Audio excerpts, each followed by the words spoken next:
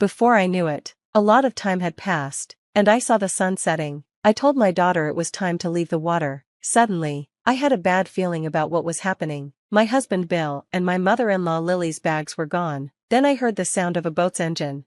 What was going on? To my surprise, Bill had gotten on the boat and left me and my daughter by the shore. "Hey, why are you leaving us?" I swam toward the boat in a panic, but even though it was small, I couldn't catch up. I might have hurt myself if I tried. "It's fine, we're not really related by blood, so it doesn't matter," I heard Bill say. I was shocked when I got close to the boat. Then Lily looked at me from the boat and laughed, saying, "Huh, look at that stupid face." Bill looked at me with disgust, and then the boat sailed away, leaving my daughter and me behind.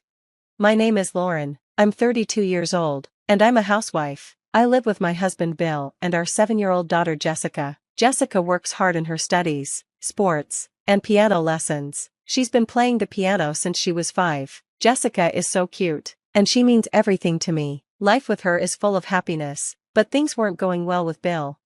Bill and I met about 10 years ago. I started working at a company, and Bill, who was 2 years older, became my trainer. I was attracted to him because he worked hard and was always kind and helpful to me. We got closer and eventually started dating. After 2 years, we got married. Our early years of marriage were wonderful. Bill took great care of me, and I knew he loved me. When Jessica was born, Bill said, "She's like an angel," and adored her. I thought he would be so protective of her forever, even to the point where I imagined he might faint if she ever talked about getting married. But when Jessica was about 2, Bill suddenly changed. He became cold and distant, and stopped showing any interest in me or our daughter. I didn't understand what was happening. He wouldn't talk to me, and he didn't even want to hold or talk to Jessica. After about a month of this, I couldn't take it anymore, so I confronted him. "Why are you acting like this? Did I do something wrong? Why are you ignoring me and Jessica? I don't understand, and it's really bothering me." Bill calmly responded, "Because that child isn't mine." What? I couldn't understand what he meant. "Jessica is our child." "What are you talking about? Jessica is definitely your daughter," I told him, but he wouldn't listen. Bill said, "She doesn't look like me at all." I replied, "That's not true, she's only 2, and she'll probably look more like you as she gets older." Bill said, "No, she has green eyes, and they're big. I have blue eyes, so there's no way she's my daughter." I was shocked by his reasoning. I said, "Wait, I have green eyes, too, so Jessica must have the same eyes as me." Bill looked like he was starting to believe me, but his pride wouldn't let him fully accept it. "You're just trying to fool me," he said. "That's not true, you have to believe me," I insisted. Eventually, Bill wanted time to think, so he went to his parents' house. That's when I started doubting him and wondering if we could really have a proper family. After Bill talked to his parents, Lily called me and cursed at me, saying, "EW." Then my in-laws and I had a serious talk, and we decided to do a DNA test to settle things once and for all.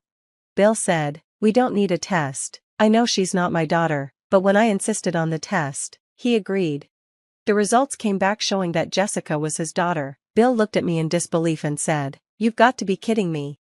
My father-in-law Pete then said, "The test results are clear. Why don't you admit it and apologize to Lauren?" Pete yelled at Bill, and Bill finally came to his senses. "Lauren, I'm sorry I doubted you. I don't know what got into me," Bill said, bowing his head. I forgave him for now. Some people might have divorced him right away, but I was a housewife at the time and didn't make much money. I didn't want to take Jessica's dad away from her, especially since she was only 2 years old. Besides, we had fallen in love before we got married, and I didn't want to divorce him just like that. But later, I regretted not divorcing Bill at that time. Life with Bill was a bit awkward after that, but we started talking more, and for a while, things felt normal again. Still, Bill couldn't bond with Jessica. When I would say, "Come on, Bill, play with her," he'd reply, yeah, but it always felt uncomfortable. He would play for a short time, then say, "I think moms are better at this," and hand Jessica back to me. As Jessica grew, Bill hardly ever played with her. When she was about 5, she was curious and loved asking questions. She read a lot and always came to me when she didn't understand something. One day, she asked me a history question. Since Bill was great at history, I told her to ask him. So, Jessica ran up to Bill and asked him the question. I tried my best to help Bill get closer to Jessica, but he still turned her away, saying, "You'd get a better answer if you ask your mother." Jessica looked confused and asked, "Well, who should I ask?" I went over to Bill and said, "Jessica is asking you, so you should pay attention to her." Bill replied, "You're here to handle this stuff, so if you're here, there's no need for me." I was shocked to hear him say that. I couldn't understand why he didn't want to spend time with Jessica. She seemed a little lonely because he wasn't there for her. I tried to find ways to bring our family closer, but Bill wouldn't make time for us. Jessica worked hard at piano and studying, partly because she wanted her dad to notice her. My frustration with Bill grew, and one night, I snapped. "That's enough. Why are you avoiding Jessica? She's trying so hard to connect with you. You haven't even come to her piano recital once." Even when I was angry, it felt like Bill just didn't want to do anything for her. He calmly said, "I'm letting her do whatever she wants, so I'm doing my job as a father." "You're too cold to your own daughter," I yelled, but Bill responded, "I wonder if she's really my child." "What? What are you talking about? We did the DNA test," I said, but Bill still seemed unconvinced and went back to his room.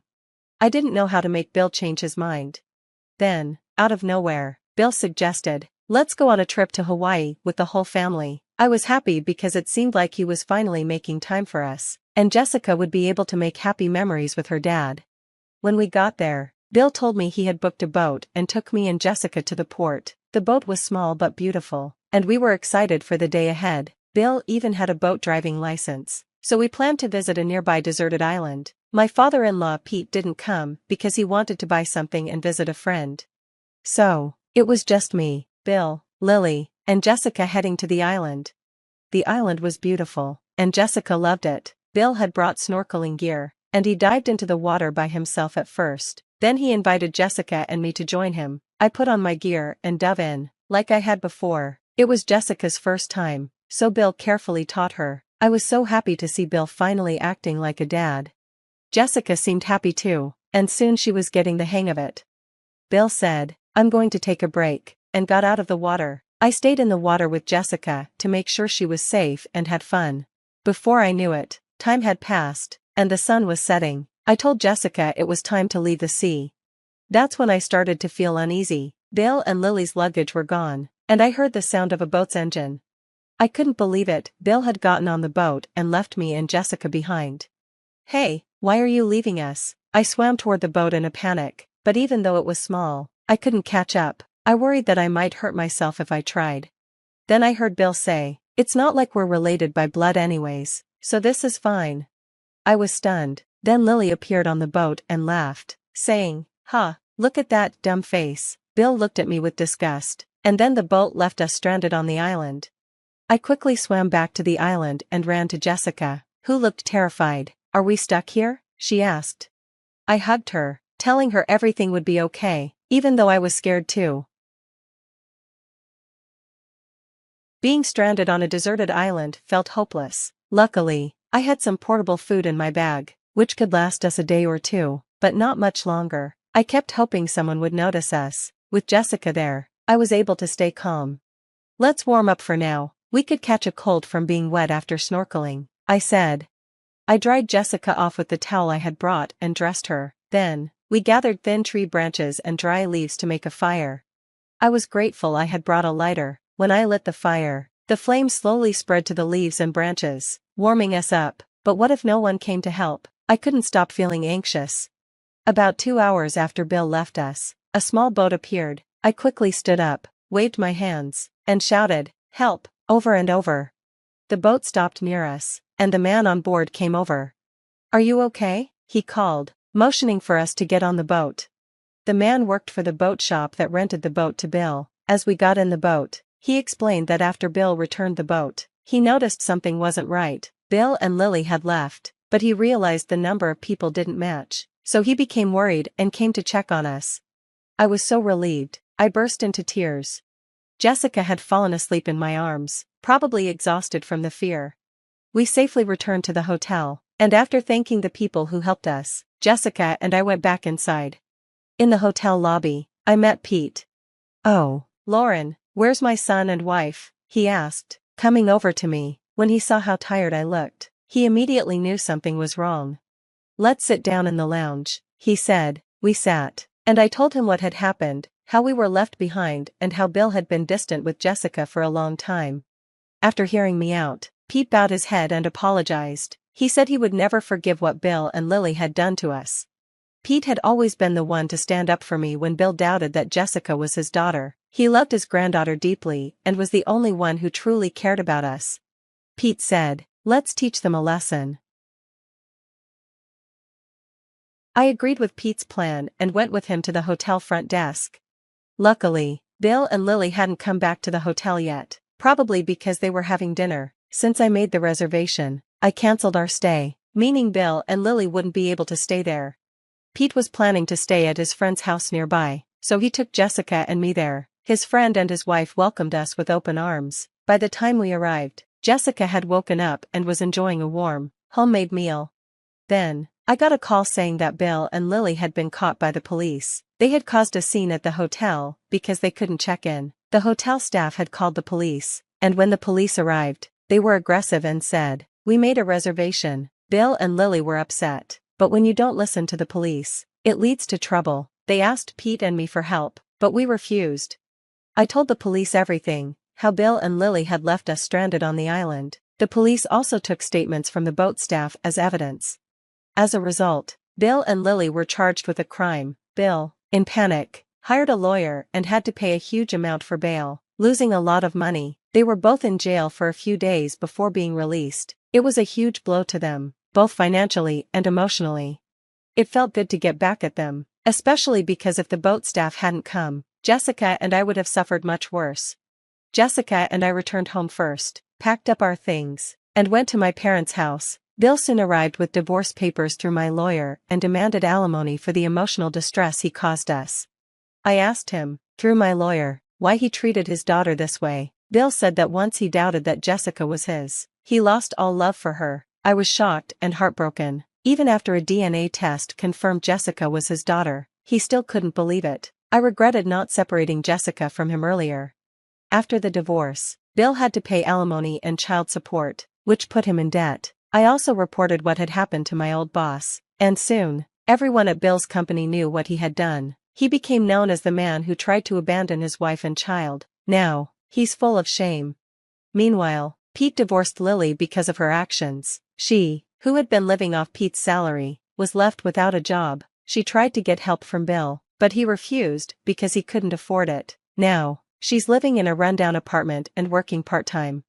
As for me, I found a new job, rented a small apartment for Jessica and me, and started a new life. Jessica no longer thinks of Bill as her father. She gives all her love to me, practicing the piano every day. She says, "I'm going to win the next competition for you, Mommy. I'll work hard and earn money so I can help you with everything you love." Leaving us on the deserted island was definitely a crime, and I think Bill and Lily should be in jail for what they did, but I'm thankful Pete was a good person who helped us. I hope Lauren and Jessica will keep finding happiness together. Thank you for watching. Please subscribe to our channel. See you in the next video.